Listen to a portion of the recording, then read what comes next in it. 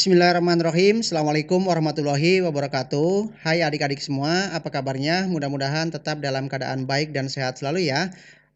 Oke adik-adik, di sini kita bertemu lagi di materi pembelajaran PPKN ya, di kelas 8 untuk semester 2. Baik adik-adik, pada pertemuan kali ini kita masih membahas tentang bab 2 ya, yaitu tentang semangat Sumpah Pemuda dalam Bingkai Bhinneka Tunggal Ika. Untuk yang bagian kedua ya adik-adik.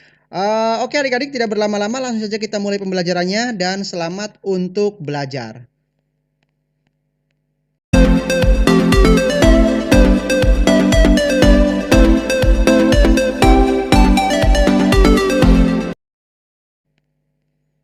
Oke adik-adik, di sini pada pertemuan kita pada kesempatan kali ini kita membahas tentang nilai dan semangat Sumpah Pemuda ya dalam Bingkai Bhinneka Tunggal Ika.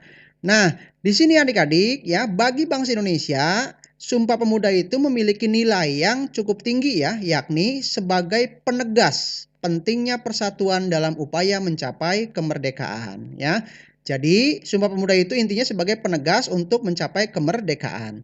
Nah, kemudian putusan atau keputusan Kongres Pemuda II yang sudah kita bahas pada pertemuan sebelumnya ya, yang kemudian dikenal dengan istilah Sumpah Pemuda, merupakan salah satu tonggak sejarah yang penting bagi bangsa Indonesia.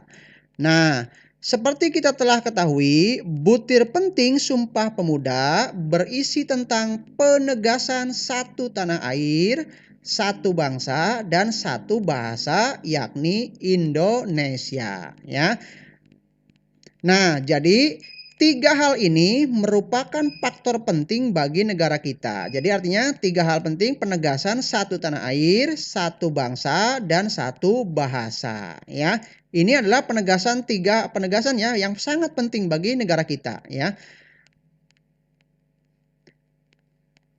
Kemudian nih adik-adik, nilai dan semangat lainnya dari Sumpah Pemuda adalah ya, Sumpah Pemuda merupakan fakta sejarah bahwa pada tanggal 28 Oktober 1928 pemuda Indonesia telah menyatakan satu tanah air, satu bangsa, satu bahasa, yakni Indonesia. Ya, pernyataan tersebut merupakan bentuk tekad dan semangat perjuangan rakyat untuk merdeka atau bebas dari kekuasaan kaum kolonialis pada saat itu atau kaum penjajah ya. Nah, di sini kondisi ketertindasan di bawah penguasa kolonial atau penjajah itulah yang kemudian mendorong para pemuda pada saat itu untuk membulatkan tekad bersatu demi mengangkat harkat dan martabat hidup rakyat Indonesia. Nah, jadi keterpanggilan dari para pemuda ya, melalui Sumpah Pemuda ini adalah memang untuk membebaskan rakyat Indonesia, intinya dari para penjajah atau penguasa kolonial.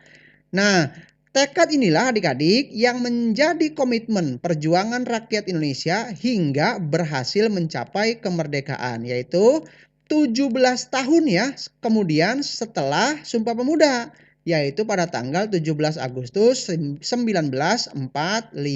Jadi Sumpah Pemudanya 28 Oktober 1928 ya, 17 tahun kemudian yaitu tahun 45 Indonesia merdeka. Nah, di sini adik-adik, sesuai dengan namanya, keputusan pemuda atau Sumpah Pemuda dirumuskan oleh para pemuda ya. Nah, semangat mereka tentang satu tanah air, satu bangsa dan satu bahasa, yakni Indonesia, terlihat dari keinginan agar isi dan dari keputusan tersebut wajib dipakai oleh sebagai asas dari segala perkumpulan-perkumpulan kebangsaan. Nah, ini berarti dalam diri mereka telah bangkit rasa nasionalisme yang tinggi ya. Para pemuda tidak lagi berjuang sendiri melainkan bersama-sama. Jadi artinya pada saat ini pemuda sudah tidak mementingkan atau tidak bersifat kedaerahan ya, karena sudah disatukan dalam bingkai Bhinneka Tunggal Ika ya. Nah, kemudian perlu disadari juga nih ya adik-adik, bahwa Sumpah Pemuda tidak lahir begitu saja. Banyak hal yang melandasi para pemuda bertekad untuk bersatu ya, diantaranya nih para pemuda telah menyadari bahwa dalam bangsa yang beraneka ragam tidak akan bisa membuat Indonesia merdeka jika berjuang di kelompok sendiri atau bersifat kedaerahan ya. Artinya berjuangnya membela daerahnya masing-masing. Artinya harus sadar betul bahwa kita adalah satu kesatuan yaitu bangsa Indonesia ya.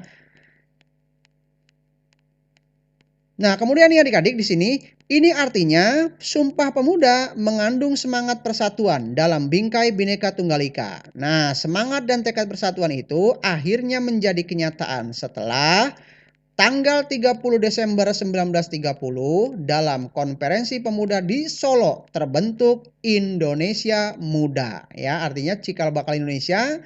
Nih, di sini ya tanggal 31 Desember 1930 dinamakan Indonesia Muda. Nah, kemudian hal tersebut memberikan bukti bahwa para pemuda kita lebih mengutamakan persatuan dan kepentingan bangsa daripada kepentingan pribadi, golongan maupun kedaerahan, ya. Nah, dengan demikian kehadiran Indonesia Muda merupakan pelopor dalam upaya secara nyata untuk mengutamakan persatuan dan kesatuan bangsa. Puncaknya, dari hasil semangat persatuan akhirnya dapat diwujudkan saat bangsa Indonesia meraih kemerdekaan pada tanggal 17 Agustus 1945. Nah, di sini adik-adik ya, gambaran di atas itu adalah ya menunjukkan bahwa Sumpah Pemuda merupakan miniatur Bhinneka Tunggal Ika. Artinya berbeda-beda suku bangsa, suku bahasa ya. Artinya kita tetap satu tujuan yaitu untuk mencapai kemerdekaan dan kemaslahatan untuk bangsa Indonesia. Nah, artinya sekalipun para pemuda berasal dari berbagai daerah yang pasti memiliki suku, agama, ras, dan golongan yang berbeda, namun mereka mengakui bahwa kita itu satu tanah air, satu bangsa, dan satu bahasa, yaitu Indonesia. Ya, artinya berbeda-beda, tetapi tetap satu jua.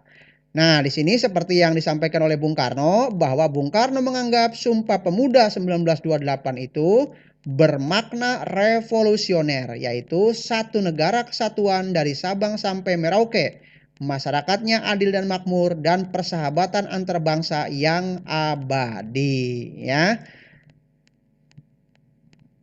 Nah, seperti ini adik-adik nih, jangan warisi abu Sumpah Pemuda ya, tapi warisilah api Sumpah Pemuda. Kalau sekedar mewarisi abu, saudara-saudara akan puas dengan Indonesia yang sekarang. Sudah satu bahasa, bangsa, dan tanah air. Tetapi ini bukan tujuan akhir ya. Nah, itu seperti yang disampaikan oleh Bung Karno saat peringatan Hari Sumpah Pemuda ke-35 di Istana Olahraga Senayan, Jakarta pada tanggal 28 Oktober 1963 ya. Seperti itu adik-adik untuk pembahasan kita pada kesempatan kali ini di pembelajaran PPKN ya untuk semester 2 di kelas 8. Semoga pertemuan dan materi kita yang kita bahas pada pertemuan kali ini bermanfaat. Dan adik-adik yang saya harapkan mudah-mudahan tidak puas agar terus untuk menggali pengetahuan dan wawasannya tentang materi PPKN yang sedang kita bahas pada pertemuan kali ini.